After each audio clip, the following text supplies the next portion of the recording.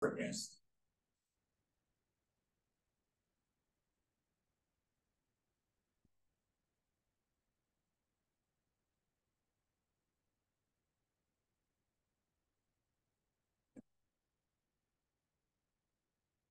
Yeah. Great.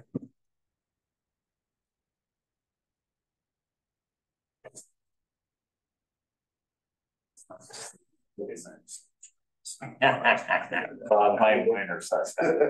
Yeah.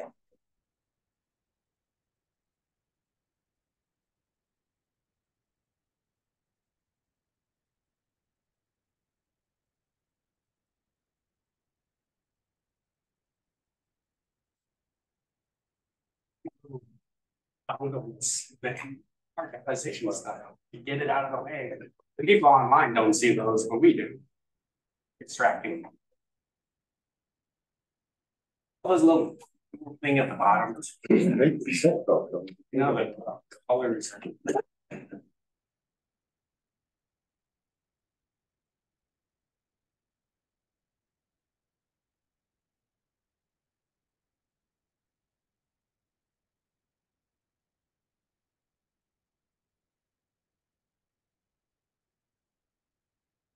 It is not, but YouTube.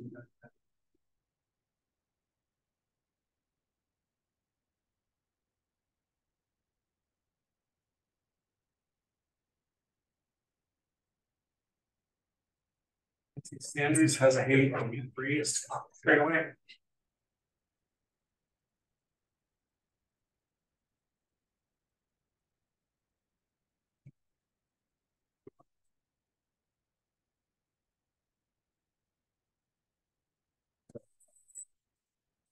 Losing first.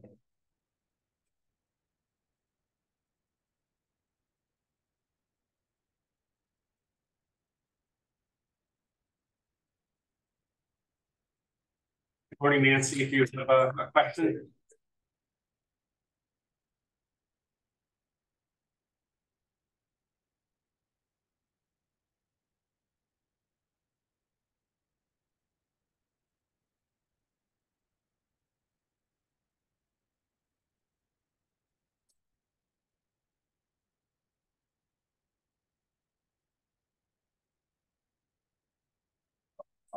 Sure.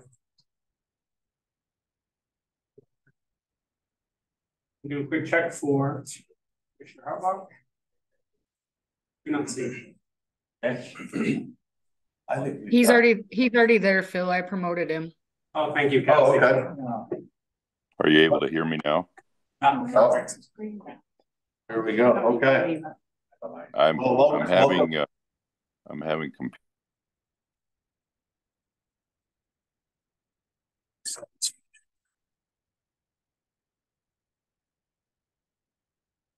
Well, Tony, I'm going to go ahead and call the meeting to order here. Welcome everyone. Maybe you could chat with Cassie, let her know what's going on, or hopefully get that figured out. But to start off, I'll start with a roll call to determine a quorum. So I'll just go around the room. Commissioner Morse here. Commissioner Taylor here. Commissioner Metropolis here. Commissioner Harbaugh. Can you hear me, Tony? Yeah, he's trying to talking. Okay. We're having some technical difficulties, but with four of us present, we have a quorum, and I'm assuming he can hear us. So with that, I will we have a quorum. So I guess we'll start by introducing the room. Let's start over here with Commissioner Morris and go around the room. Steve Morris, Montana. Montana Taylor Rollins, Montana. John Metropolis, Helena, Montana. Leo Prigge, Butte, Montana. Castell's Lottery Director. Brian Costigan, Security Director for the lottery. Phil Charpentier, IT Services Director. Sergeant, Financial Director. Lotteries. I'm Charpentier, Marketing and Sales Director, Montana Lottery. Ed Johnston, Intralot. Ed Camerzell, Intralot. Easily Montana Lottery. For the Wiggers Montana Coin Machine Operators Association. Scott Richner, Scientific. Shauna Helfert with the Gaming Industry Association. Dan Iverson, Montana Lottery. Reed Schultz, Montana Lottery. Logan Jackson, Montana Lottery. Jay Bond, Montana Lottery.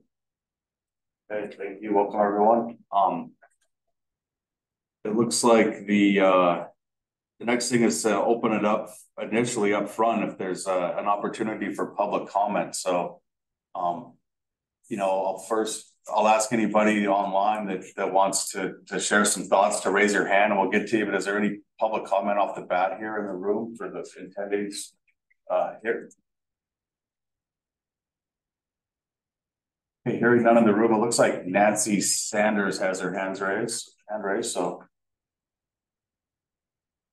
I've done that several times now.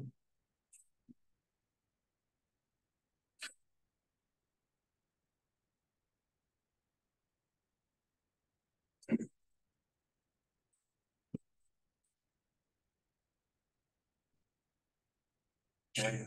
One moment, Nancy, we're trying to unmute you here.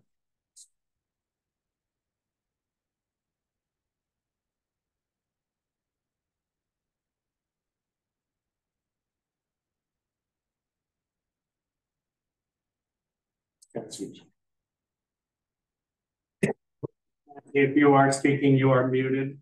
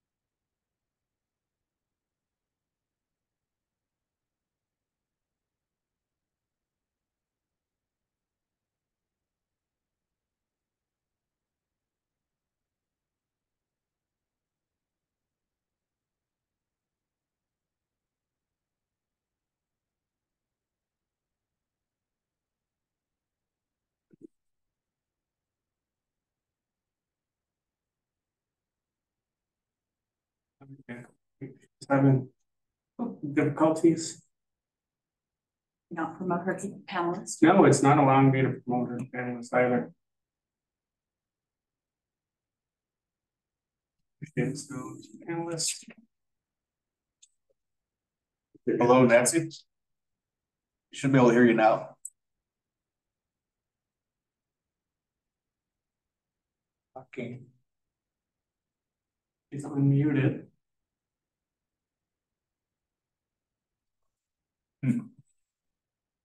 Cassie, can you do a mic check with us? Yeah, I can hear you. Okay, thank you.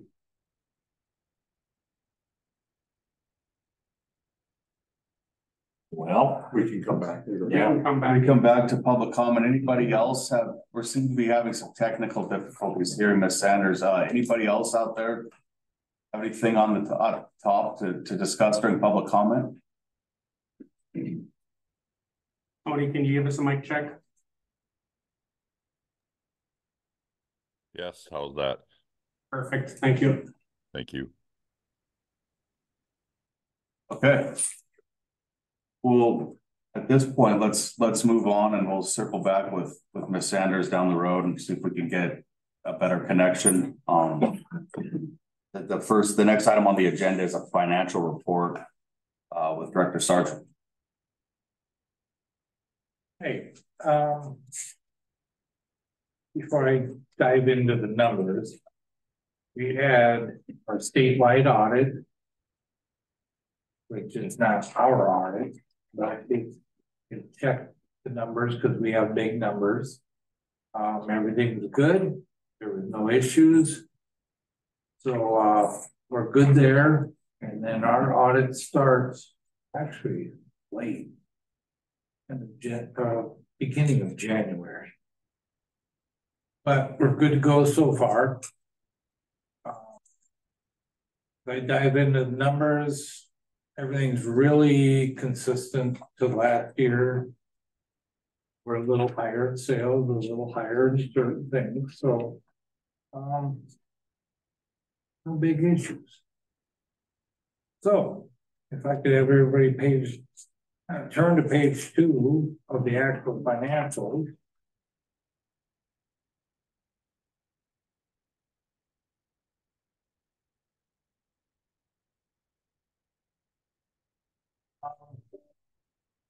They have total current assets of 12,136,997,000 higher than last year at this time. And most of it's in our, as you can see, our net receivables. We just had 2 big jackpots, Powerball and Mega Millions. So we have bigger sweeps that are due.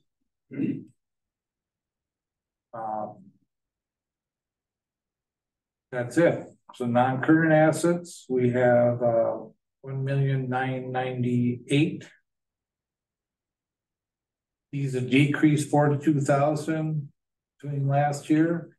This is mainly because nothing really has changed, but accumulated depreciation and amortization. Because now we have to report amortization with our leases. They have decreased it a little bit.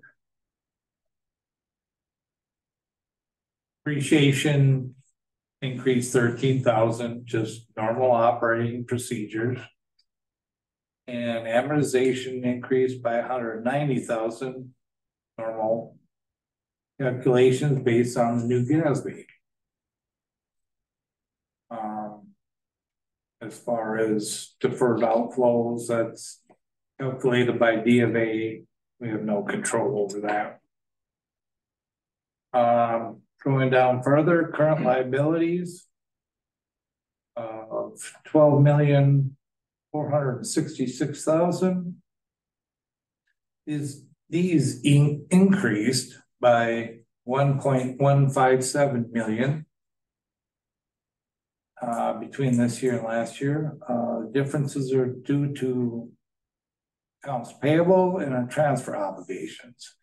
The accounts payable increased 701,000.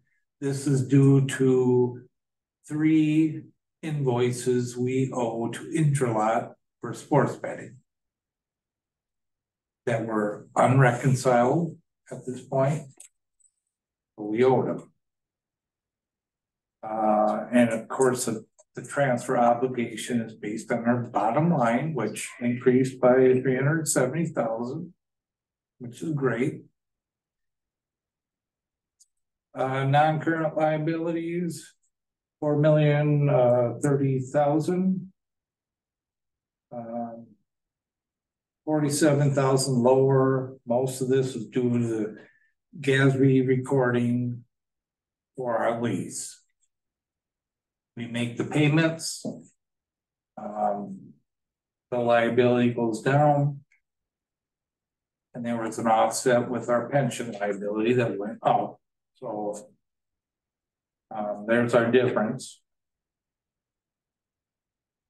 So all the above increases, decreases.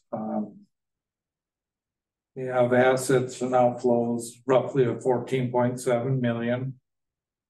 786,000 higher than last year. So is there any questions on that?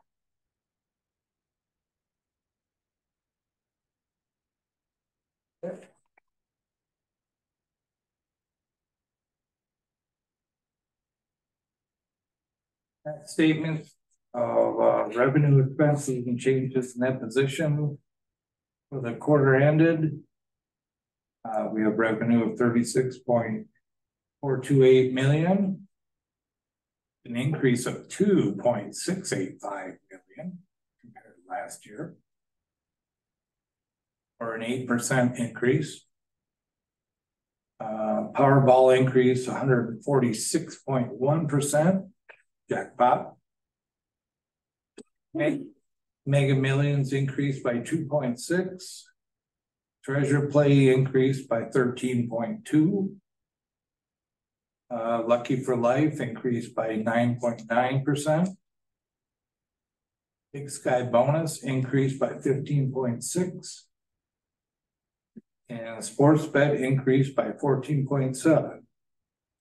On the flip side, scratch revenue decreased by 0.9%, which big deal. Montana cash decreased by 58.5 because last year we had the big jackpot where we had outside buyers outside the state, stuff like that. So the sales were a lot higher last year. And Lotto America decreased by 16.7.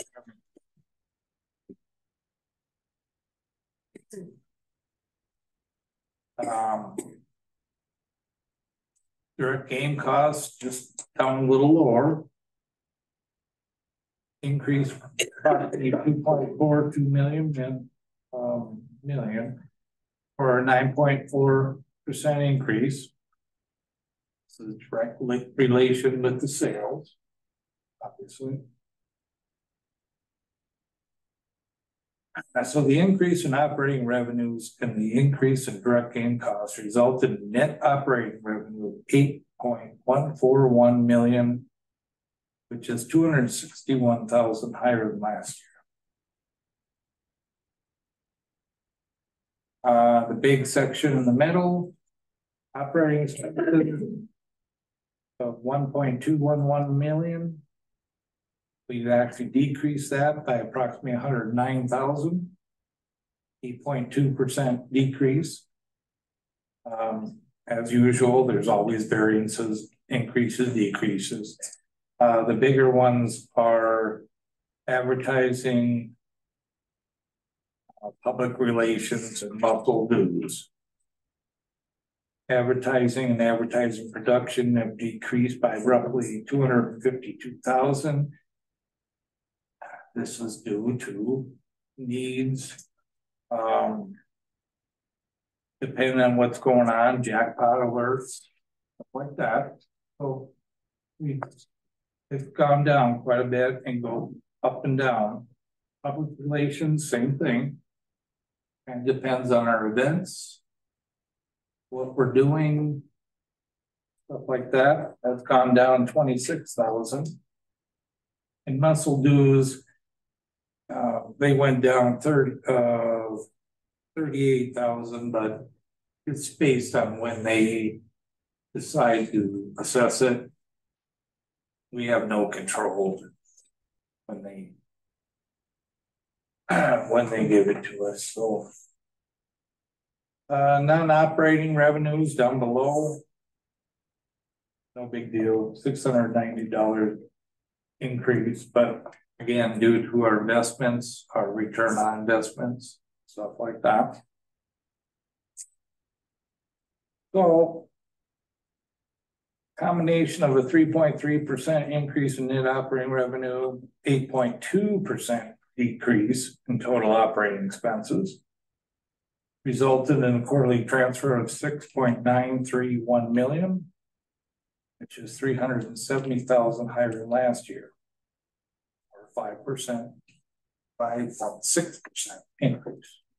So doing good. The percent of transfer to revenue, I don't know if anybody can pay attention to that anymore, but it was 19% for this quarter. Last year was 19.4. So doing good. Any questions on that?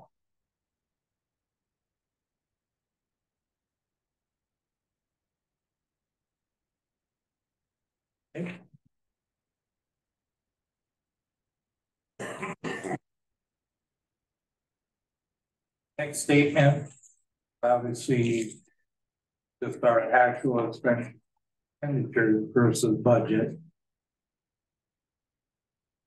Total revenues are right, we're at 25% of the year, so we're at 24.554. Direct game costs are at 24.8. Operating expenses, which were lower, 21.83%. But our bottom line is still at 24.01.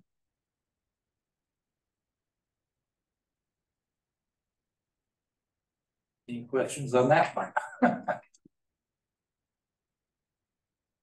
All right, last statement.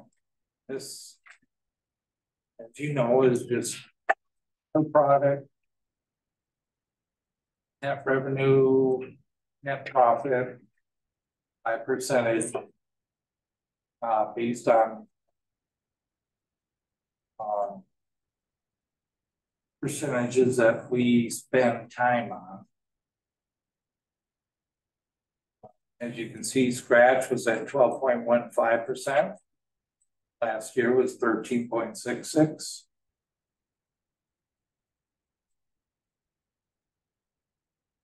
Down a little bit. Powerball 37.12, 31.72 last year, a little down, but again, it depends on purged unclaimed prizes. Montana cash 30.25, mirrored 30.74 last year. Mega Millions 37.67 versus 35.67 last year. Treasure Play 9.04 versus 10.69 last year. Lucky for Life 26.08 versus 29.39 last year. Big Sky Bonus 14.67 versus 24.11 last year. Again, that's based on progressive jackpots, whether we hit them or not at the end of the quarter. Lotto America 34.75, mirrored 34.61 last year. And lastly, sports bet was 7.01 this year, and last year it was 9.18. Following 29 pages are lots of interesting readings. Any questions?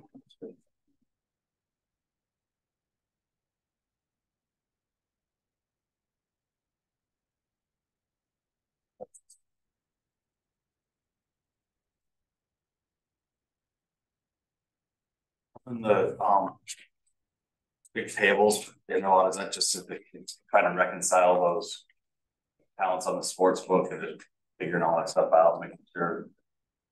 Yeah. There was a couple tricky ones. Yeah, they're about period 300,000 quarter per a month. Okay. And Bill is working on that. We got 2 of them paid now. Okay, but just at the end of the quarter, they were just at the end of the quarter. Okay, it's kind of a time. Yep.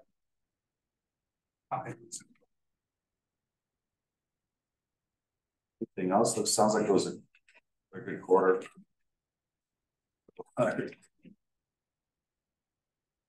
comparable ones. Yeah.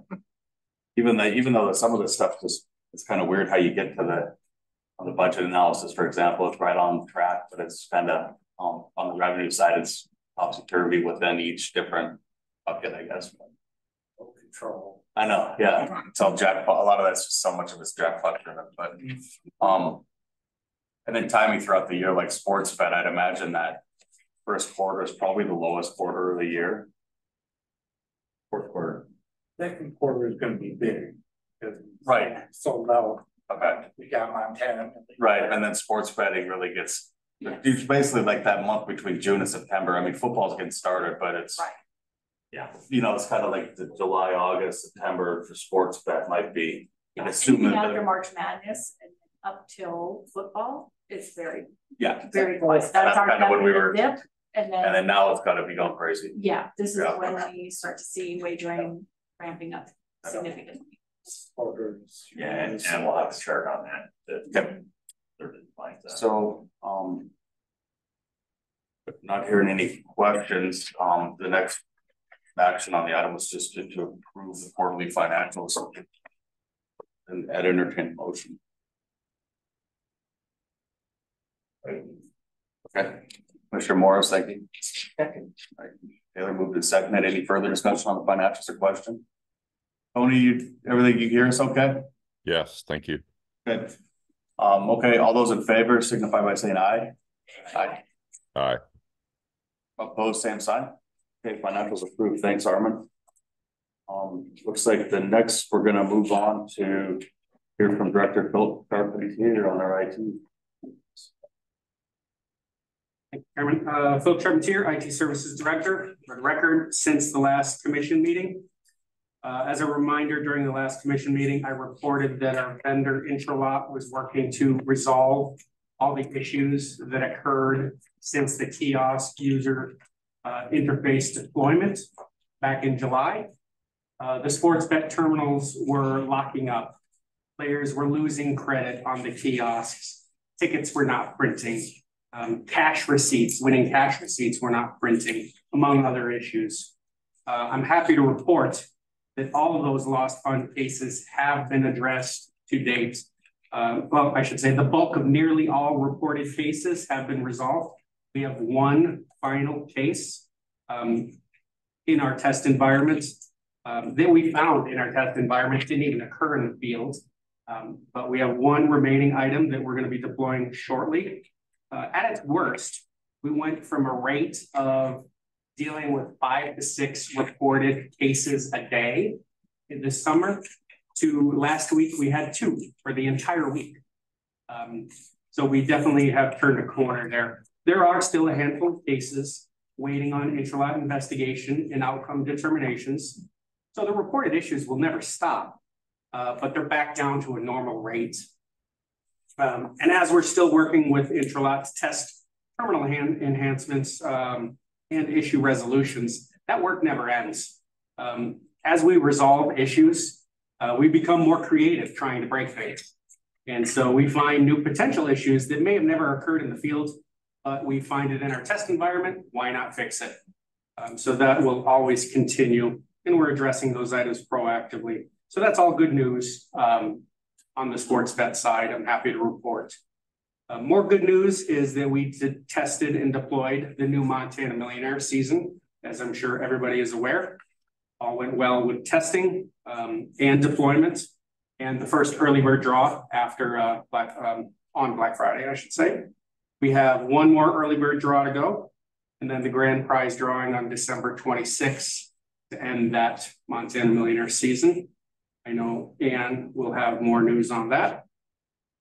Continuing on the same theme, the latest semi-annual switchover went off without much fanfare on October 17th. That's where we take our primary operating system and we switch it to our backup operating system to make sure we have the ability to do so. We did that in October. Not much news to report there. The next time we will do the switchover is in February, after Super Bowl, before March Madness, and then we'll be back on a nice 6-month rotation outside of the football season. We don't want to interfere with the NFL season. We'll be back on track with that. So looking forward to the next quarter. We have a bit of a lull between major IT projects right now, so we're performing some housekeeping. We're trying to close out a handful of maintenance requests and outstanding back-end reporting fixes for Armand. So we're working on those items now. And we are, and I say we, the IT department and security department, we're standing by for the next legislative security audit meeting to discuss the LegSec audit results with that committee. That hasn't happened yet. And finally, I will be issuing the lottery operating system request for information to the procurement department and all interested parties. That work will be followed with the release of the request for proposal as well. The ETA for the RFI should be early January, and the RFP hopefully within the upcoming quarter as well. Get that out and hear from our interested parties. Get responses for that coming up. That's all I have. Short and sweet today. Are there any questions that I can answer?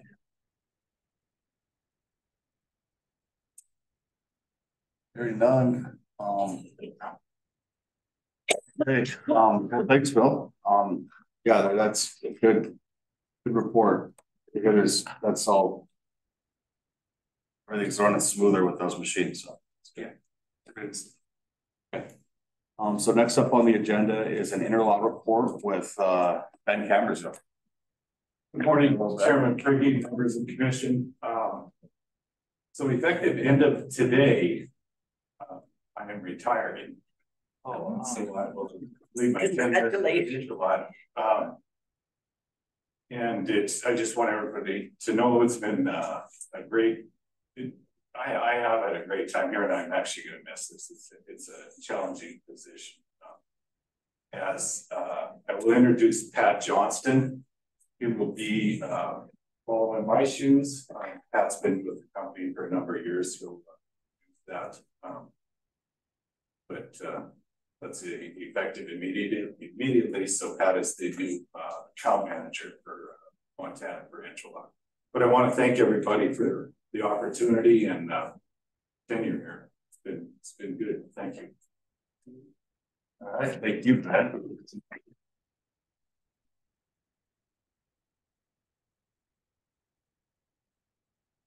Morning, Chairman Brady, Commissioners. Pat Johnston has been with Intralot for 13 years. All kinds of different roles, starting in hotline, operations management, project management the last 3 years, mostly on the sports bet side of things. I've been through the ups and downs of that. I would say we're on the ups right now. Just looking forward to continuing to provide the same level of support Montana Lottery used to for our needs. So, thank you. All right, thank you. All right, welcome. Okay, so moving on to marketing and sales report with Director Ann Sharpen here. A little touchy. Good morning, Chairman, members of the commission. Take you through some of our marketing initiatives, some sales information to start off with.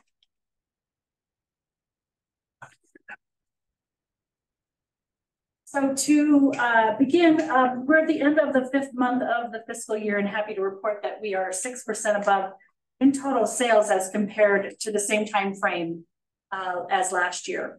This chart looks at all our products compared to the last fiscal year up to week 22. Successes so far this year come from our Powerball and Mega Millions games and the larger jackpots from earlier this fiscal year. And I'm going to see about this bar. Can I move this bar? Yes, you can just click and hold it. Okay. Just click and hold it. Yeah. Here we go. Because I think if I do that, then we can see the bar. Great.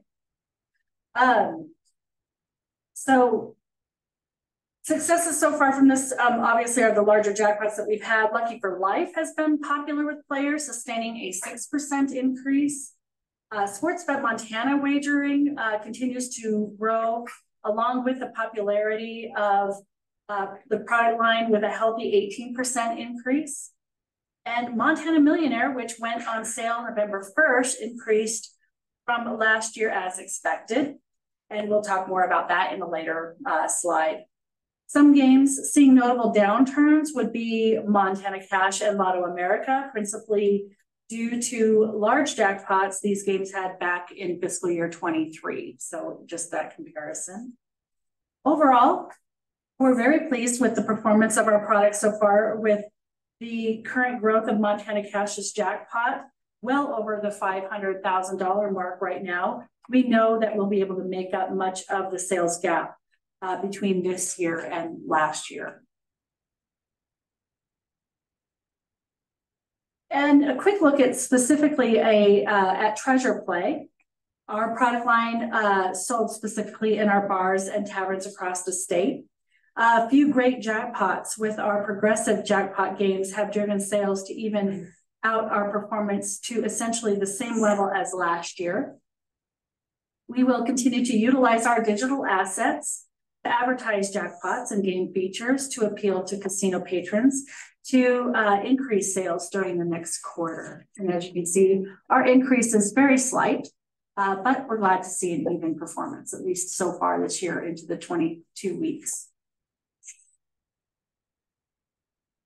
Moving on to Powerball. And as mentioned, Powerball is performing very well due to the jackpots that we had earlier this fiscal year. The red bars in the chart specifically show the weekly sales accumulated as a result of those jackpots, which have resulted in a 20% increase from the same time frame as last year. And currently the the Powerball and the Mega Millions jackpots are around the $400 million mark at this point this year. Again, we're seeing kind of a slow jackpot increase, and we're hoping that through December and by the end of the year during the holiday gift giving timeframe that we'll see close to $1 billion jackpot run for at least one or not both of those jackpots. So fingers crossed. And scratch sales have been very similar to what they were last time, the same time frame as last year. We are pleased with this performance, especially as we are just going into that gift giving time frame, the holiday gift giving season. Our holiday scratch ticket campaign has just begun, and that is featuring our 4 basically holiday games that we have developed for this particular time of year. And we're promoting those for gift giving. And that will also take us into the winter months as well. So you may see the commercials either on TV or through our digital assets as well. And sticking with scratch, and just to give you a bit of some information about our Silverado, which we've talked about in previous meetings here as well. Our featured summer scratch game was the Chevy Silverado game. Our $5 game that launched in May of this last year was a big success in comparison to the previous summer promotional games that we have done. As the chart indicates, average weekly sales were strong throughout the summer. We sold the game out earlier than expected, despite having our truck merchandise prize claimed in midsummer. This game has been such a huge success, and based on positive player and sales agent feedback, we are considering a similar game this coming summer with an additional truck at an increased price point. So there's more to come on this that you'll see probably in our March meeting. So they love trucks here in Montana. And so we're looking to do another game similar to this. So you'll see some more information about this in the next meeting. So very pleased at how Silverado performed. And talking about Montana Millionaire. Montana Millionaire went on sale November 1st. It went on sale for almost 5 hours. Just to explain the charts that you're looking at here, the first chart there on the left is just how it looked in the hours. The first hour, it sold about 29,000 tickets, increased there from 54,000 in the next hour. The next hour after that, about 72. At its highest hour was between the 8 and 9 hour time frame where it sold 97,000 tickets in 1 hour. And then went from there. And as you can see, that was the trajectory of those 5 hours. That is the pie graph is giving us a picture of what terminals sold the most.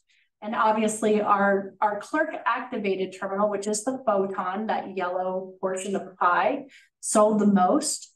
And then our self-service terminals, our Dream Touch, MPNG, and the Wind Station are the other terminals that sold tickets as well. The fastest sellout in record time, obviously for us so far. Last year it was 29 hours, and this being 5 hours, this is obviously beats that record by quite a bit. We had our first early bird drawing, as Phil mentioned, on Black Friday, and it was claimed by a winner in Billings. Just here on Monday, she came in and claimed that prize. And our next drawing will be held on December 15th for $100,000.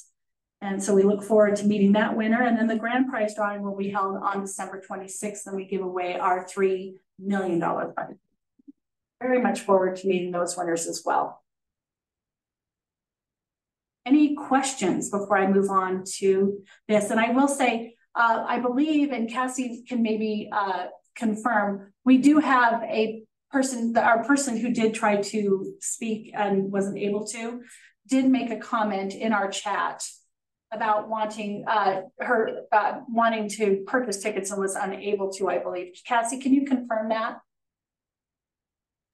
Yeah, she just said she wanted to buy Montana Millionaire tickets.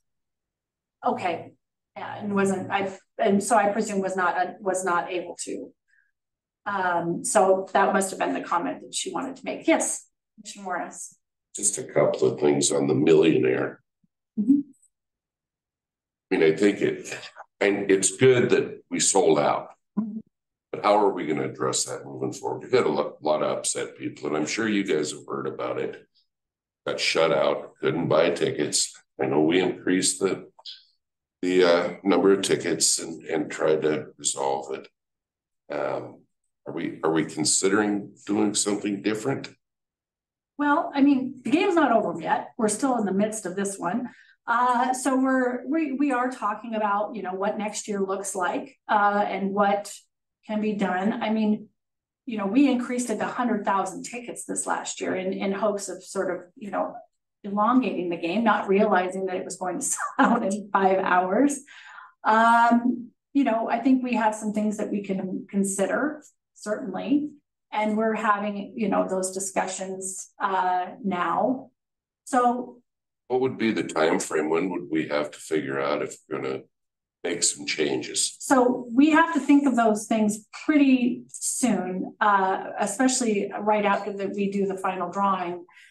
For software purposes, we need to make those decisions. We'll come to you with a game design in March for approval purposes.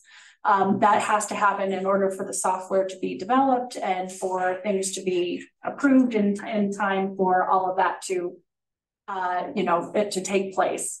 So we need to come to you with options or with an option, and that's when that will happen. We of course are talking about this. We talked about many options prior, even with the design that we had, you know, coming into this year. Right. We had options prior to that we had on the, you know, that we considered prior that we can still go back to. So we've been talking about many options as a group. I think knowing now what we know, which none of us could have predicted 5 hours as a sellout period, you know, it was quite surprising to everybody how quickly this went. So knowing what we know, I mean, none of us can only predict what we can predict. We'll go back and we'll do what we can to take into consideration what we can, but we want to also take into a lot of other things into consideration, which is the sustainability of Montana Millionaire. It's a very important game to us. This game has been around for 18 years, and we want to still have it around for another at least 5 to 10 years at least. Well, I think it proves that it's sustainable by the by the fever that it creates. And I think that we should take advantage of that. We should, but taking advantage of it and still sustaining it are potentially two different things. And I think that we have to be very careful with how we move forward with it. And it needs to grow carefully. And we need to remember that sustainability of it. And I think that that's something that we've talked about a lot within these walls. And, you know, I understand that people are upset about not getting a ticket. I sympathize with that. I truly do. And, you know, when we added 100,000, our hope was that those people would be able to get a ticket based on that. I mean, adding 100,000 tickets was a huge risk, you know, we thought, to the game. You know, we could add another 100,000. Would that ensure that these people would be able to get another ticket? Maybe, maybe not. I thought it would. I mean, it wasn't just an increase, it was a 40% increase. It was a 40% increase. Well, you don't want to glut the market, but yet you want to keep it unique. You know, this is a special game. It's a special game. So do you just throw out? Well, then we should make it special 1,000 and let more people play. Well, plenty of people play. And the other point that I want to ask about is you started selling those tickets at 5:30 in the morning, right? we always have. That's been the way it's always been, correct?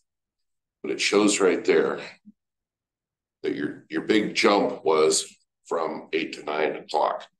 That's when gambling's allowed in the state of Montana. Right. Traditional gambling. Correct. So, I mean, we created this fever at these convenience stores. People were lined up. I'm not sure all of it was on the up and up.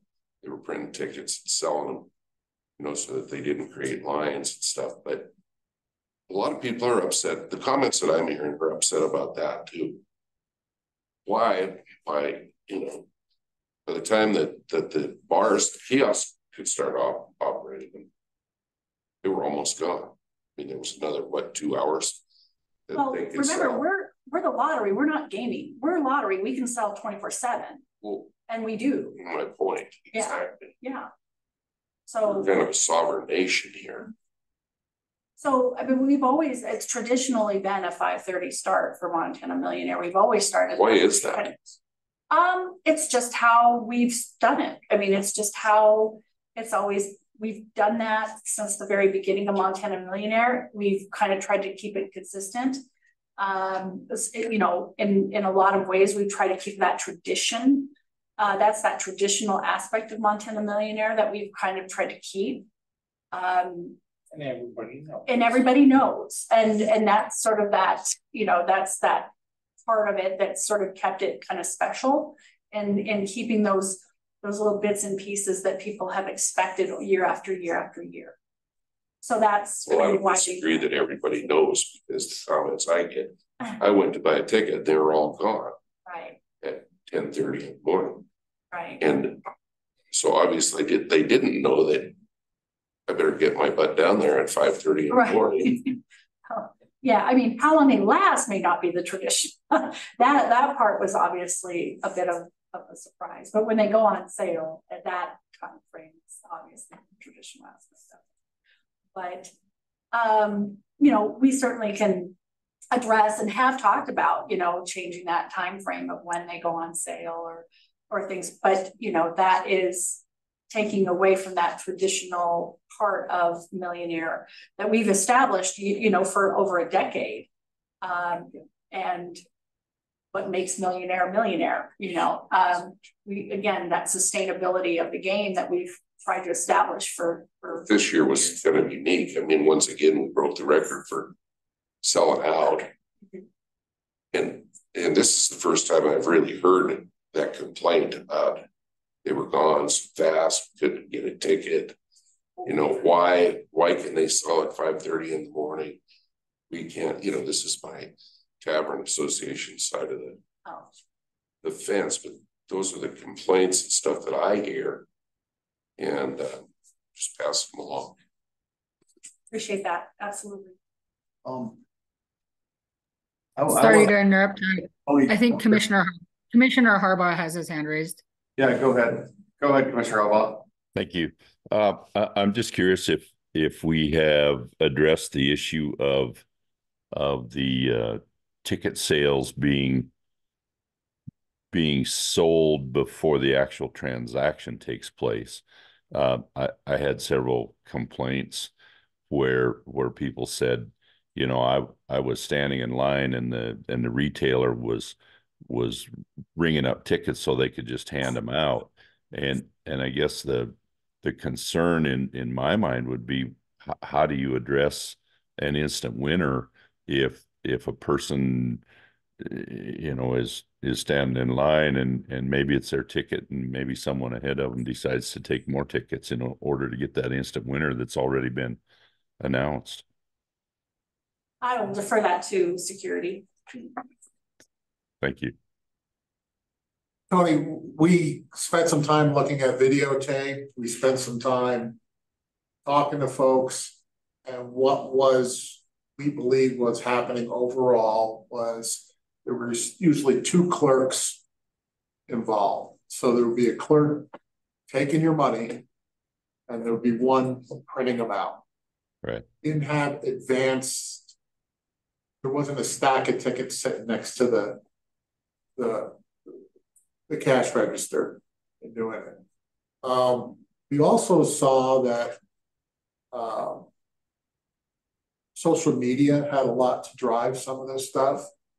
One or two people came on and were saying stuff on social media, then it was picked up by somebody else, like the old telephone telegraph days where people would just repeat something that they heard. I think we found one instance of a retailer actually pre-printing, and we spoke to the retailer. Before Montana Millionaire starts, every year, every terminal gets a message saying, don't do this, you're not supposed to do it, or anything like that. We had one instance that we found that we believe that with a individual who dropped their instant win ticket and somebody else picked it up off the ground and they lost it. So it was like within the store and somebody else in line picked it up. Got it. So I don't think people lost their instant wins as they occurred. I think it was just more of the sheer volume and clerks working at the town pub or wherever trying to figure out how are we going to deal with this huge volume and get people in and out. Yeah, Brian, I agree. I think it's a very fine line where you have instant winners that if the seller doesn't adhere to that pretty strictly, we're gonna certainly have more issue with it. Yeah, and we do the best we can with it, Tony. Sure. I think while the volume is a bad thing, it's also a good thing. Because there's lots of people watching everything that's going on during that time period. And if they start to see clerks palm tickets and things like that, we're gonna hear about it. Yes. I don't know if that answered your question. Yes, and thank you for the discussion. I appreciate that. Yeah, because that would be the risk, right? Is the clerk would be the one. Oh, that's my take. Yeah. Sounds like it was a madhouse. In terms of like Adler, you say everybody knows about this stuff. Was this like on the news the night before and saying, hey, get there or take your Montana Millionaire goes on sale at 5 a.m. We actually, this year was a little unique for us because we had taken it upon ourselves and I will commend Dan Iverson, our content manager, for putting out a lot of information real early on. We, in the past, we had, put out information about Millionaire about a month or so prior and, started to feed the information to the news agencies or out on social media. And, it would be picked up or not. And it was sort of hit and miss of whether or not it would be newsworthy. This year, we had actually put it out long before, in fact, in the spring, we had put out when we had received approval by the commission of what our game was going to look like. We had sent out a press release and it got picked up by everyone. Every news agency ran articles about what Montana Millionaire was going to look like. We did, in fact, I believe he did a couple interviews even on news about it well earlier on about what Millionaire was going to look like. And through the summer, as we got closer, it was still a story. Then we were also getting news pickups about it just simply because our $1 million prize from Butte was not claimed. It was a constant story throughout the entire year up until the point that we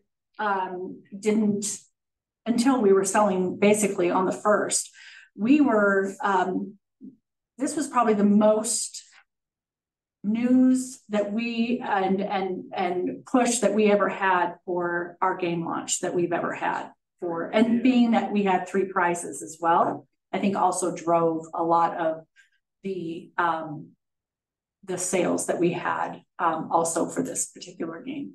So yes, we did a lot of notification to the public that this was going on sale on the 1st and the attributes of the game itself.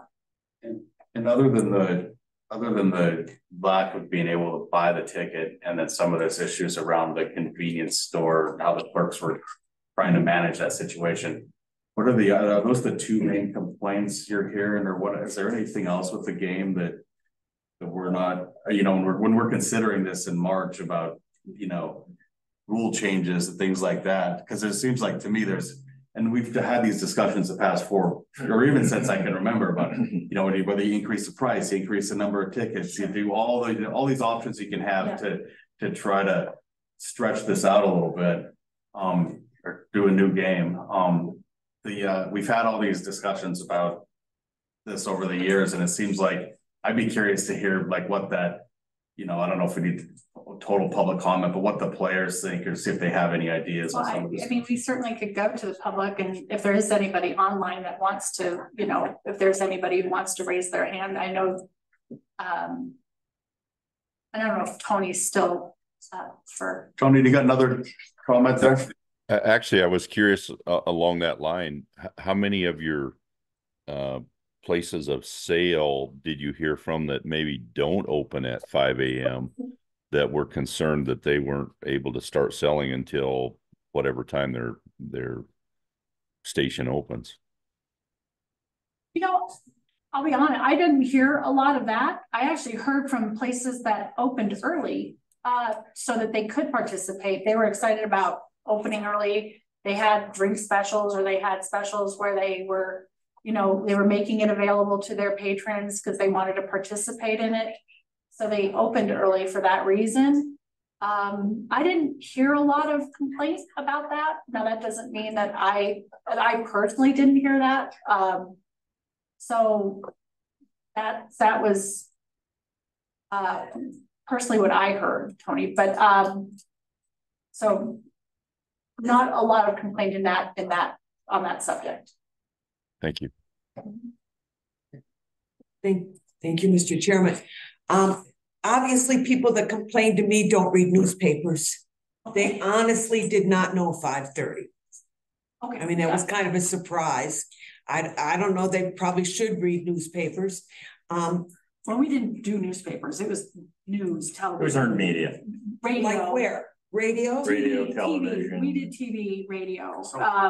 It was social media. I mean, those I haven't done TV. I haven't done news. I don't think we ever do newspaper. Okay, one other, is it possible, this may be impossible to do it, to have so many released at a time? Like 5:30 release part of them, at 10:30 release part in the next morning. Can that be done? We've talked about portions of tickets being released at certain times. I mean, it's a raffle, and we're kind of like, these are the tickets, and as we kind of think of it as well, we kind of always go back to our mission a little bit, where we say our job is to maximize the revenue to the state of Montana. How do we do that? We put out all of our tickets. If you want to buy them, we want them all to be available, and here they are. We don't want to limit anybody to what they can purchase, to how many they can purchase, which should all be available. That is our mission as this agency, and that's what we all are here to do. So to limit it in any way doesn't seem reasonable, or in what we're here to do. So we haven't gone that direction. Is that something that we could do? Certainly from an IT perspective, yes. But that isn't something that we've considered as an option, because why would we limit anybody from purchasing? If they wanted to purchase it, we would want them to be able to purchase those tickets. Not going to limit our revenue. Right. We're here to make money. We're here to make money for the state. That is our job. And we want them to have all of the tickets available to them when they want them. Yeah. Maybe it's a question for Armin, or maybe Phil, but on these millionaire tickets, do we make your comment that we're here to make money for the state? Do we make a decent percentage, a net percentage off of these tickets? I mean, within the 20%. Is that within the parameters of scratch, or 19%? Higher. Higher. Yeah. Higher gaming is like higher in treasure play, higher than sports bet. It's a big, so it is. Oh, yeah. Yeah, it's like our best game. Yeah. Just think how good it would be if we raised it to $30. Right, I mean, those are the, Now you're thinking. those are the things, it's like, Where you're doing a $30 scratch. You're right. You're absolutely right. You're not gonna slow that, you're not gonna slow that fever down, you're still gonna sell them out. These guys have thought hard and heavy about this. I mean, it's tough to, like I said, you don't wanna glut the market, but you don't wanna, you It's wanna about make it unique. sustainability. I mean, it's about taking that. I hear you, but I'll guarantee you that is not gonna slow people down. It's not. You You're can put it absolutely right. $50. Bingo. And you would still sell out. It might take a few hours longer, but I bet you sell out in a day, Yes. at least in a week. Commissioner Morris, you're thinking just exactly like I am. Yes, thank you. yeah, it reminds me a lot of like just going to sporting events or concerts, and it's the same type of thing with when you have something that happens or there's a limited number of seats or a limited number of things that come in, and these are the issues you have around. Yeah, all this sort of thing, it's real similar. So I think that'd be another fun, or an area of research to kind of go look and see how those type of events handle it. Like, my daughter she's gonna be going and studying abroad this next semester, wants to go see English Premier League football game at Liverpool and Anfield. And the gymnastics that you need to go through to get a ticket to that game, just on the public on sale, is crazy. You have to be a member of the club. You have to have gone to see, like preference given to how many games you've been in the past 5 years, you get a better chance at tickets. And it's this big lottery scheme. And these two kids from my daughter and her roommate are like just trying to go from, kids from Montana. Yeah, good luck. You're going to be paying somebody. And then that's the other question. What ends up happening with that is there's this huge aftermarket market for these tickets. Are we seeing? Have we had any complaints about that? A little. Like the guys, because I mean, like I think There was talk about it. because that's the thing that with those type of things is like literally right outside the gate where you could see somebody at the convenience store selling the tickets for $60-70 right outside when the people didn't get them. I mean, It's gonna happen. You're right. So, I mean, I think that's a good area to look at and I don't know how intense and whether we just keep tinkering with the number of tickets and the price that you get to the right equilibrium for that sustainability. And I think that's what we've been doing. But I can see people's frustration. Then we will, when that occurs, it enters into the realm of a criminality because they're offering a lottery ticket without a license, which is, I mean, it's a misdemeanor violation within the state, but it's different than reselling a concert ticket. Right. Yeah. So thank you, Mr. Chairman. And we talked about this, but before, why couldn't there be a March millionaire? So keep this one just like it is and then have a March millionaire. You think that would somehow interfere with the excitement of this one? I do. I do. I think that one of the things that we have learned, and we've learned this from other states, is we're not the first one to do a raffle. Raffle has been done in other states across the United States for years. And when other states have had really successful raffles, such as Montana Millionaire, they have done just that. They've said, oh, look at how wonderful this raffle is. We're going to go ahead and do another one, and we're going to do it in the summer. We're going to do it, and we're going to basically go to that pool over and over again. Well, what they do is they end up killing the one that was really popular and really successful because they make that other one unspecial. They make it completely, they just basically kill the specialness of what was created, and people get sick of it. They see that it's not special anymore. They don't see that it's worthy of their $20 any longer. People lose what was interesting about it. And then they're not able to create that same excitement. Players are very finicky and they know what you're doing. And they are expecting something very specific when it comes to their dollar. And when you start to go to that pool over and over again, they'll just quit playing. And that's what happened. And that not only happened, we did a study for this here not long ago for when we were considering this for the Board of Horse Racing.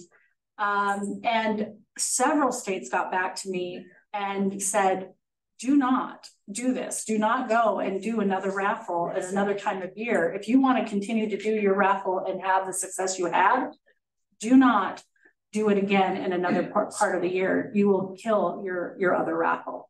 Okay. It's not, you will lose the specialness, you will lose that exclusivity, and you will not see the success that you've had, over the years. Yeah, I think experience is the best teacher, really. So I defer to your experience, but I'm wondering if there's some hard data, some social science research or something that you rely on. Like, for example, to choose the number, how many tickets, or do we just have to guess? So well, I'll be honest with you. We are slightly guessing, I guess you could say. However, we're unique in that we are probably one of the only lotteries that has such a successful raffle anymore. We are looked upon because of what I just described with these other states that have done raffles in the past. Several have killed their raffles because of just what I've described that they've done. They've gone to that pool, they've killed their really successful raffle by trying to create other ones. So they don't have them anymore.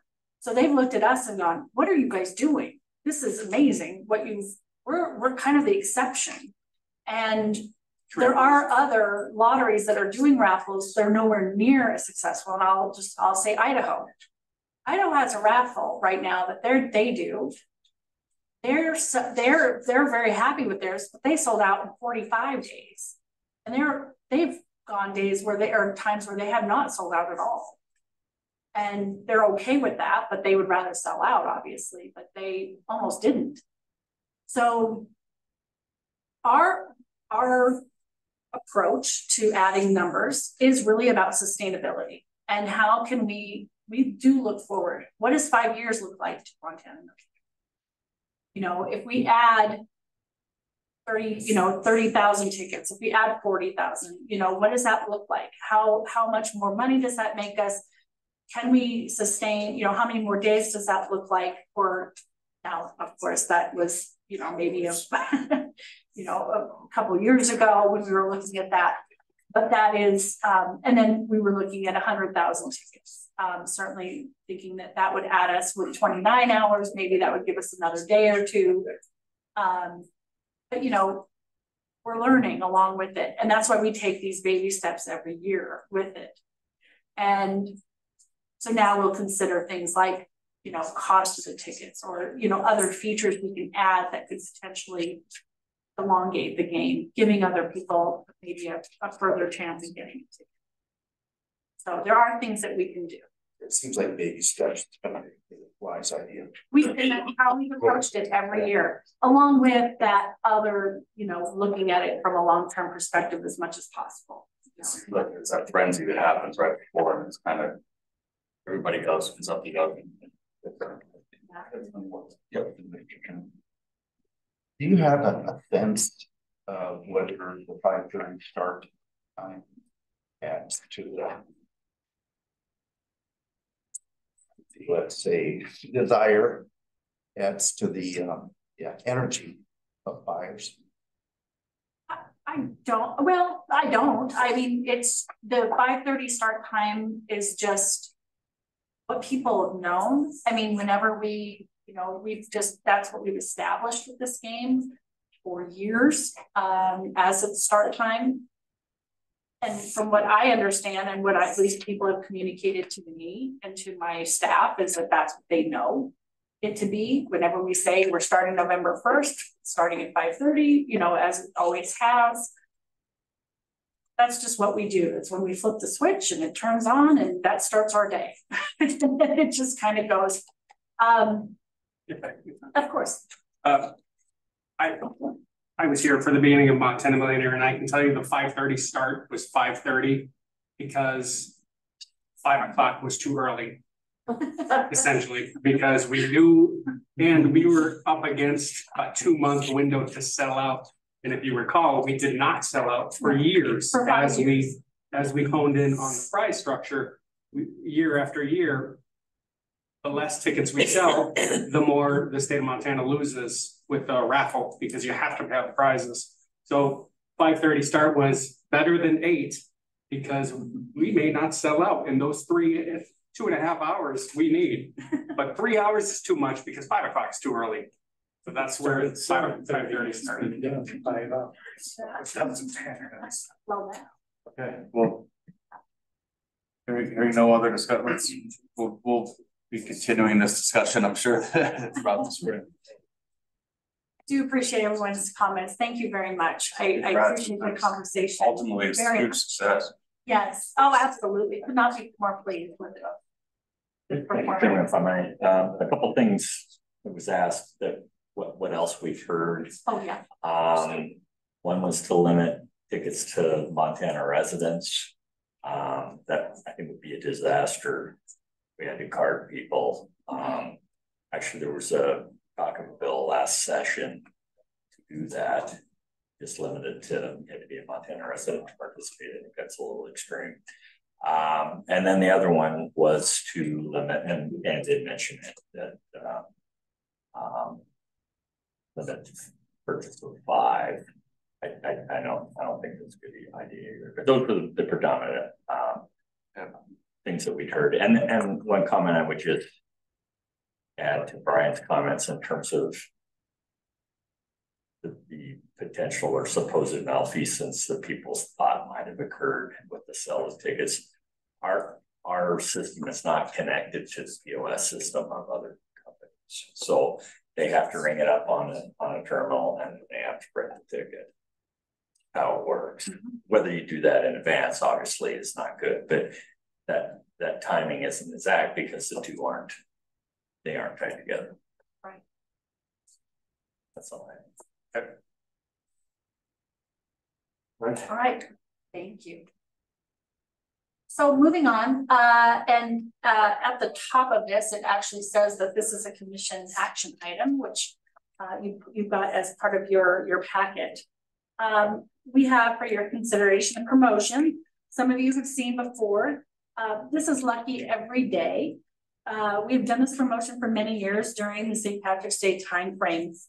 And just to run through this for those that are new, this is a promotion that we will propose that we start in April this year. We're not going to do it in March this year, only because we have a lot of stuff going on in March. We have a lot of things going on with sports betting and just resources and things. We decided to move it into the March or April timeframe because we have actually a gap of things, a little bit of a break in what's going on, and this would be a good time to do a promotion. So we are moving it into the April timeframe. So that's what we're proposing. This is for all lotto tickets. So all lotto tickets that are produced by the system would be eligible for this promotion. So that means all of our lotto products. And I just put that games for everyday card there so you can just see what all those lotto products would be eligible for this particular promotion. And what we would do is we'd be giving $1,000 a day for 10 days and a grand prize drawing of $5,000 on the final day of the promotion. So, and these would be on specific, a Monday through Friday, we'd be giving away $1,000 for 2 weeks. And then on the last day, on the last Friday, we'd give $1,000 and then a $5,000 prize. So this year, we plan to do this in April. As mentioned, this would allow us to put our marketing efforts, again, on sports betting and March Madness timeframe in March, and then shift all of that promotional effort into April, as mentioned. And we have established goals that include building our sales for our lotto products, so we can actually move and do some real promotion for all of our lotto products. Which the promotion is entirely built around. Secondarily, this promotion will help build our Players Club participation. and provide our membership with incentive for being a member, which we're always looking to build that incentive feeling for our membership that are actually part of our Players Club. So that is the essential part of this promotion. We put this in front of you for consideration today, and ask if there are any questions that I can answer about it. Pretty simple. So they would basically take their ticket, there'd be a bonus play barcode at the bottom of every ticket that prints from the terminal during the life of the promotion. They would just enter them in automatically into their Players Club account. And then if they're drawn, they would just win their $1,000. We'd notify them by email that they won, and then they could claim the prize here at the lottery. And this has been a very popular promotion that we've done year after year. And we do see increases in all of our lottery products when we do this promotion, which is obviously one of the main reasons we do this promotion. And it works pretty well with the system, and we work close with IT to create it. Any questions I can answer? Yes, ma'am. Thank you. Mr. Chairman, how many people in the Players Club? How do you join the Players Club? I've never heard of it, sorry. Oh, yes. So Players Club, we have actually over 200,000 people in our Players Club. Wow. It's very extensive. And you join by just going to our website, and you fill in your name and some general information. And by joining, then you can use an app or just on our website. At the bottom of majority of our tickets, there is bonus web codes. By entering, you can enter in, and you are eligible for winning weekly drawings for prizes anywhere from free tickets for, and promotions such as this that are eligible for larger drawings. Thank you. Things like that.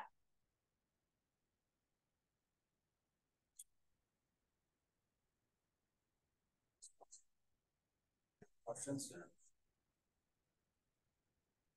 It's not a good idea to entertain a motion to approve the promotion.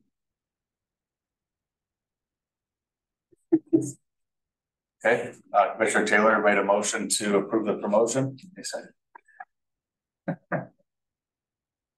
Grimes. Oh. Second. I'll second. Okay. Metropolis second. Any further comments, Tony? No. Okay. All those in favor signify by saying aye. Aye. Aye. Opposed, same sign. Okay, hearing none. Motion passed. Thank you very much. So I will move quickly for the next ones here. Just to go through a little bit about sports betting. Provided here are two charts. The first is a look at the fiscal year 24 handle breakdown, GGR and payout, with the handle breakdown broken down by sport below the pie chart.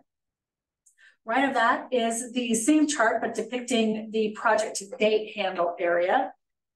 Going back to the fiscal year, we have a total handle of 22.4 million and have paid out over $700,000 to our sales agents in commissions. That's so far for this fiscal year.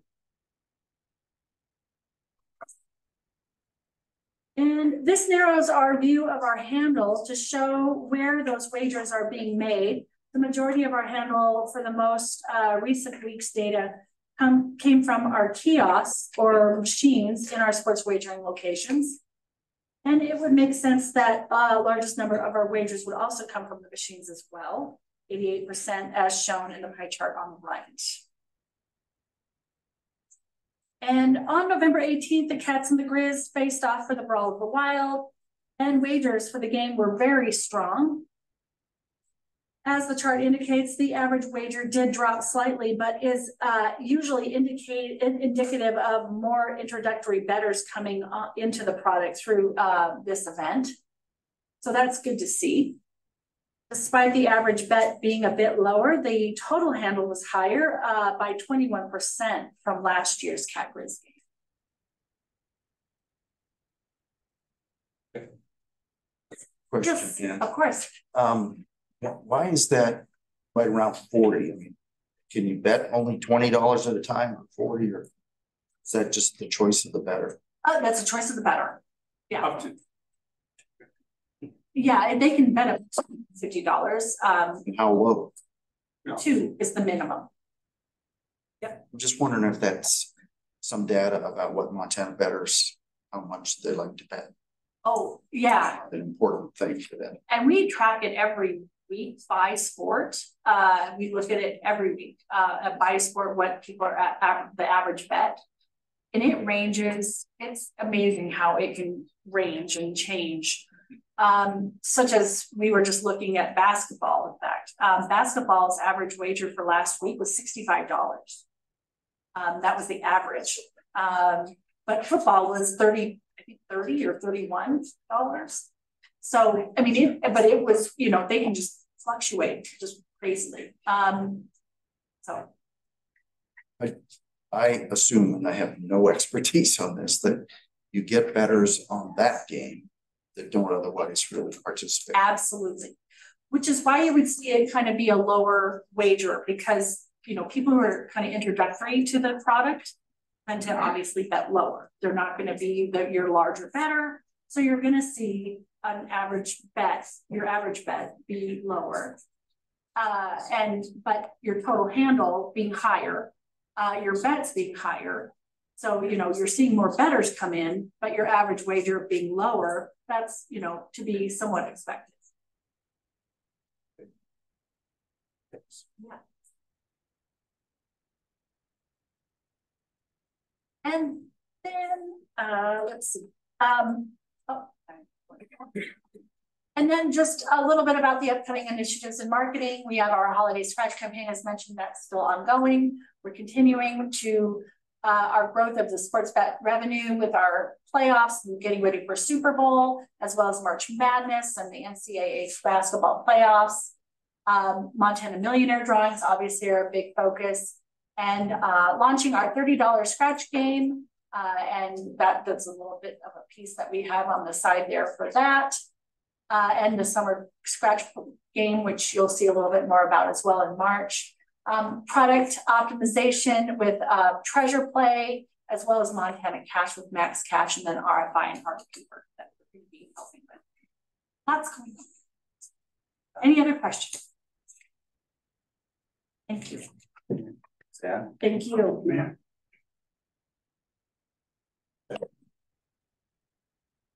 To the exciting part of the presentation here. The security report, Director Koskinen. It's on the bottom of it. Oh, it was? Yes, it's at the oh, keep going. I apologize.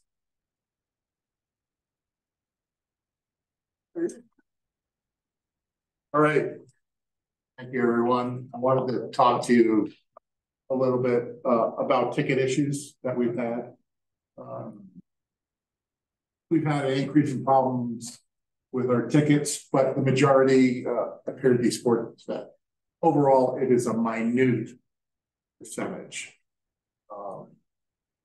Very, very small. And of course, we expected to see some issues with them because of sports bet and a new product with we issue a lot of tickets with it.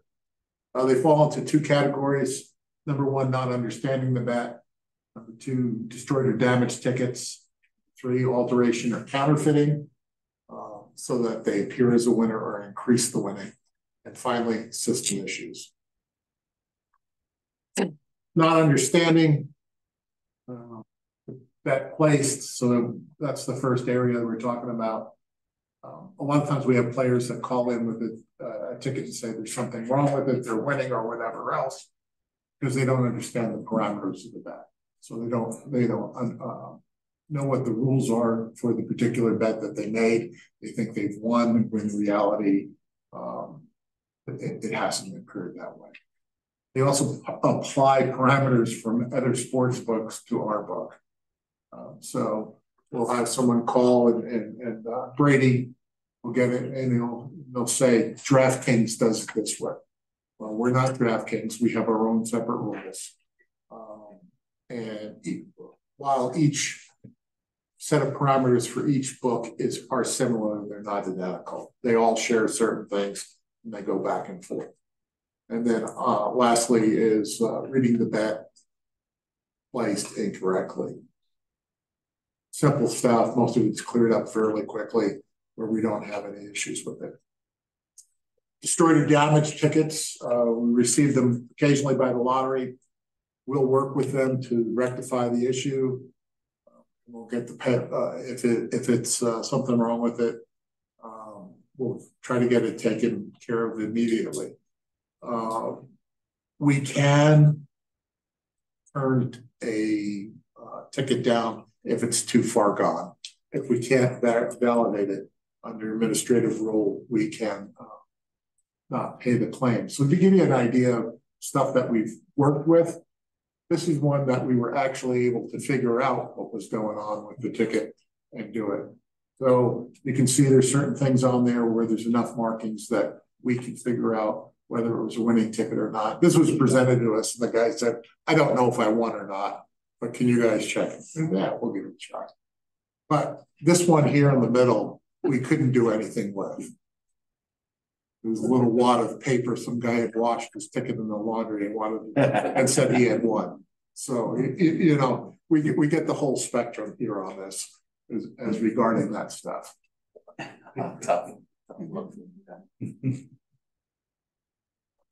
Moving on to more of the criminal stuff here. Alteration or counterfeit tickets involves the alteration of one or more legitimately produced tickets to create a winner or to increase the amount paid to the player. As some examples, that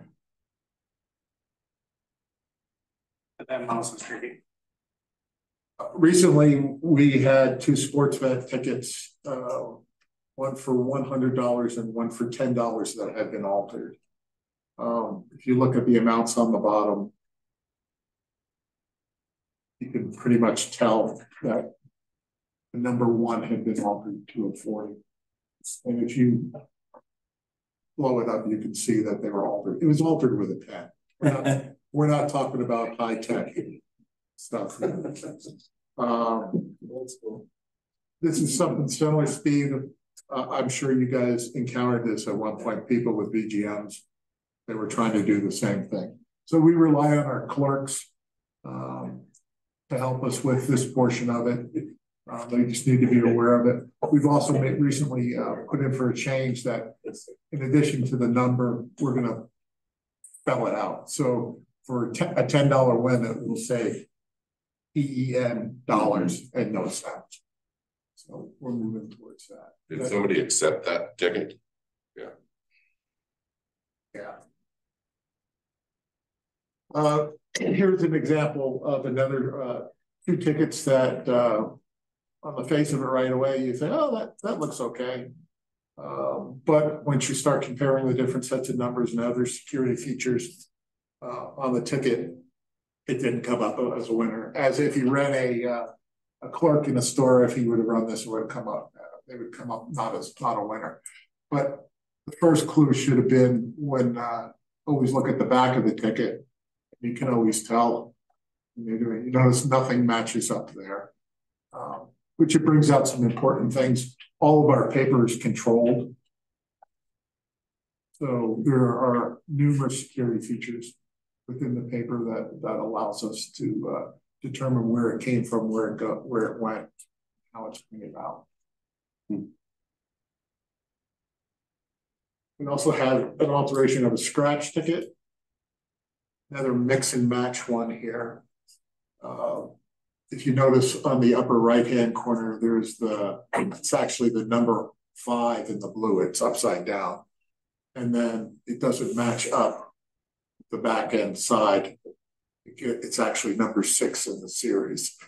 If you look down by the barcode, you can see 006.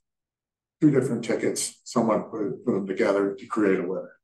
Once again, if you would have scanned it with our system, it would have come up a winner anyway. But they send them in to us.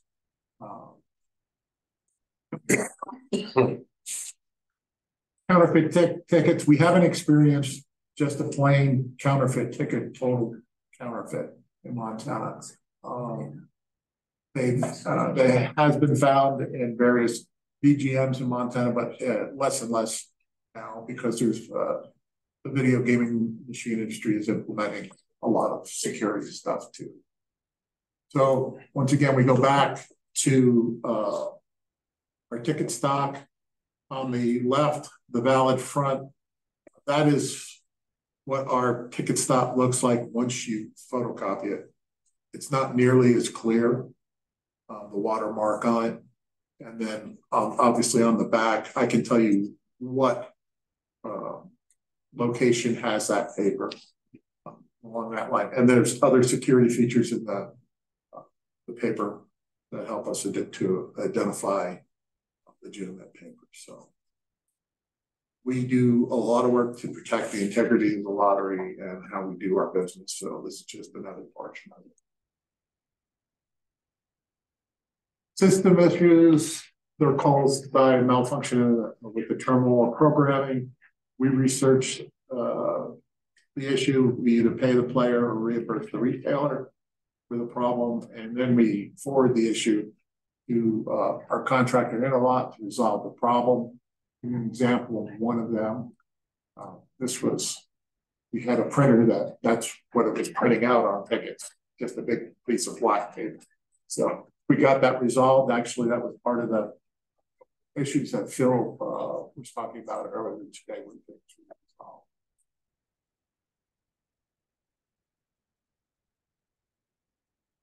That was short and sweet because I knew we were going to have a lot of discussion on other things today. So. Any questions for me on that stuff?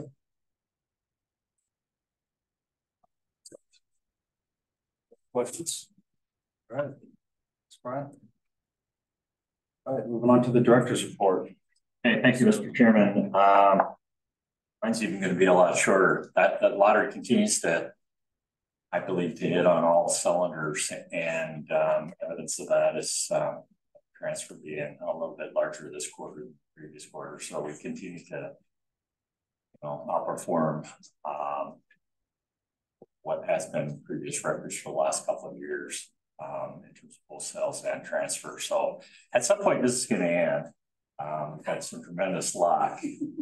Well, I mean, we really have. We've had, $1 million jackpots and $2 million jackpots on Montana K. There's just been some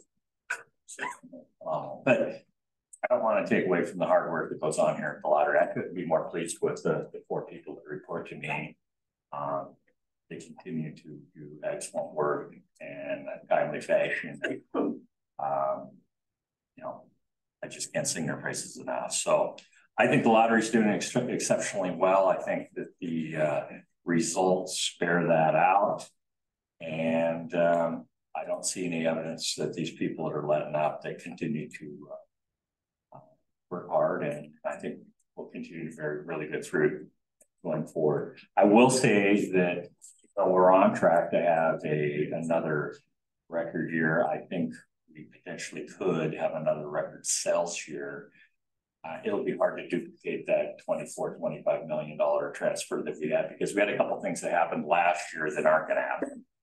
Hopefully, one being that all the Montana Millionaire winner collector tickets, that was $1 million went to the general fund because somebody didn't come and claim the prize. Hopefully that won't happen again. And the second thing is we had, and I think I mentioned this to you guys last, is that we had a clawback on from Intralot on some of the sports gaming amounting to a little over, what was it, $1.5 million. We won't have that this year. That terminated April of this year. So with that said, I think we're having a phenomenal year. Very proud of the work that gets done down here, and look forward to having a great year. The only other thing I had to talk about is this Intralot contract amendment. We did speak to this in the previous commission meeting back in September. We made some changes to the contract where Intralot had committed to do a couple different things that for us in addition to what they were currently doing. In retrospect, with all the things that we had going on from a technical standpoint, IT standpoint, and the fact that we're bumping up against the a new potential contract, not potential, there will be a new contract. We made some alterations to the contract. That was reflected in that amendment. One thing that we did neglect to do at the previous commission meeting was have you guys approve it. So we weren't able to, even though I hate to admit it, I signed it and so did our legal counsel. So at Interlot, you guys had to give them final approval. So we're back again. But nothing's changed in that amendment. It reflects changes that were in the best interest of the lottery. So, any discussion on that? Questions? We can see horse racing. Horse racing is pretty quick, not going to be an issue for us. We have a sunset date cut on our relationship with the Horse Racing Commission, and that'll be effective June 30th of next year. So we still have one more payment we'll make to them here pretty quick. Hopefully, but it'll probably it'll be the second of the year.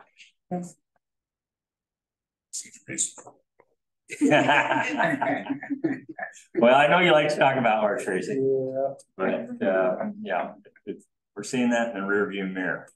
So very excited about that. Yeah, I apologize if I should have asked this in September. Well, maybe I did and I forgot the answer. But could you kind of go through, in some detail, the reason for this change to the contract, in particular deleting?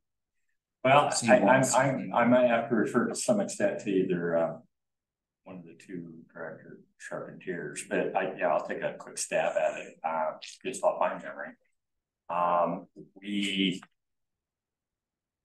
It had been offered by Intralot that they would, and correct me if I'm wrong, either one of these two just piped in, that we were going to do a fairly substantial overhaul on the website.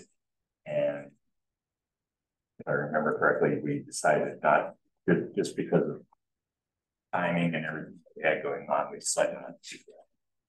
And the second thing that I remember was that we were going to have some, for lack of a better word, some beta testing on wireless transactions with our kiosks that you could, pay with a debit card right at like G&G's or Sportsbet, and we decided that may complicate everything that we had going on in terms of trying to get the product to a level of stability that was in our best interest, as well as our resellers and our customers.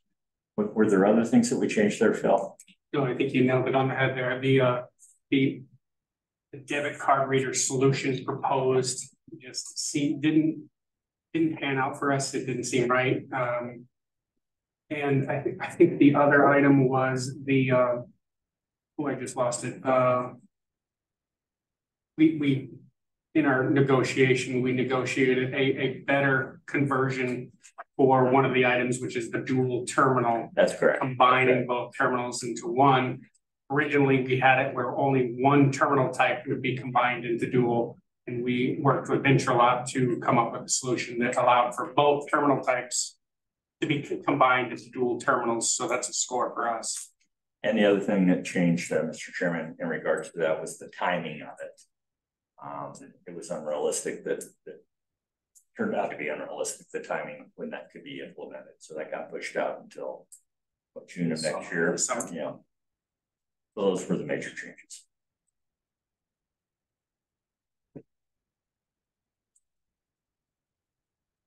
Questions from the commission? Any public comment on this contract amendment?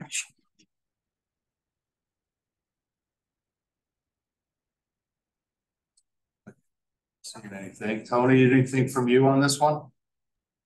No, I'm good with it. Thank you. Okay, I'm going to entertain a motion to approve the amendment.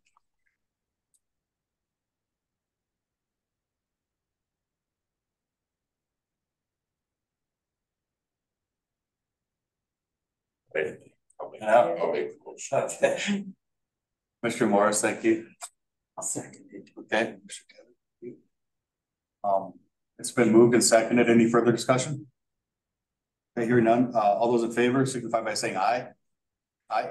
Aye. Opposed, same sign. Okay, hearing none, the amendment has been approved. Thank you. On next item, do you have anything? Anything else? That's it. Okay.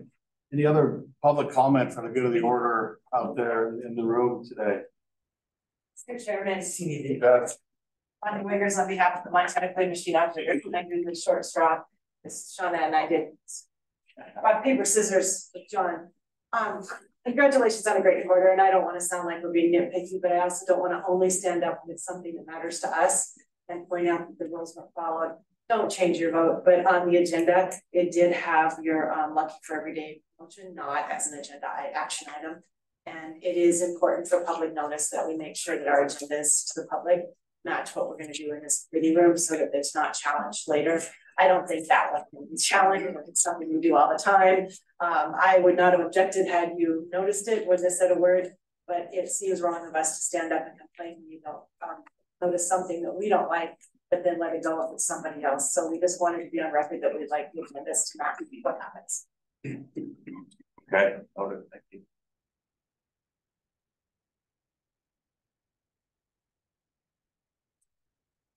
Anything else? Okay, so next meeting date looks like the proposal is March 7th.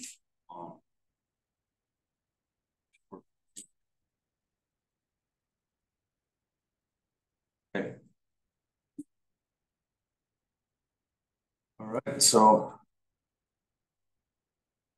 and if anything changes there, just get a hold of these, get a hold of me, all these guys, make sure we get a hold in there. So all right, I would call for a motion to adjourn. That's it. Right. I'll second that. All right. All right, thank you. Thank you. All right.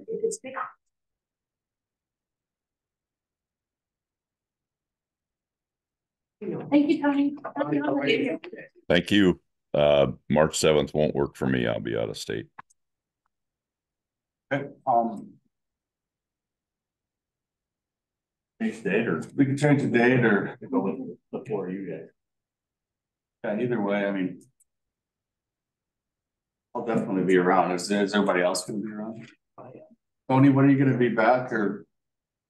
I am gone that week of I think it's March 4th or 5th through that week. So I'd be back anytime before or after. For the 14th. I'm sorry. 14th to next week, next Thursday. That'd work.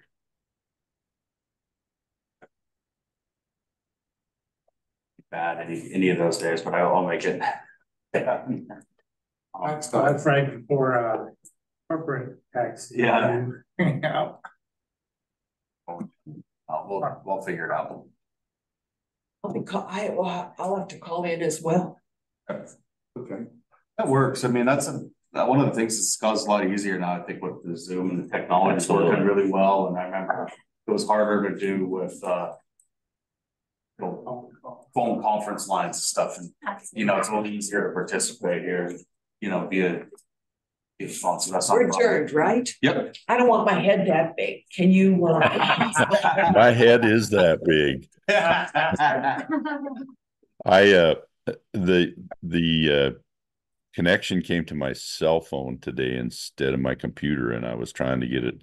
That's one of the reasons I was late. Was I was trying to get it to link to my computer, and I don't know. In the past, it's always come to my computer, which made it pretty convenient. I have to get a diffuser on my computer. You know what a diffuser lens is? Maybe like Elizabeth Taylor, you know. Okay. Diffuser lens. I'm pretty computer illiterate on my end. Yeah, you can do whatever you want. All right, thanks, Tony. See ya. You guys have a good one. Thanks. Okay.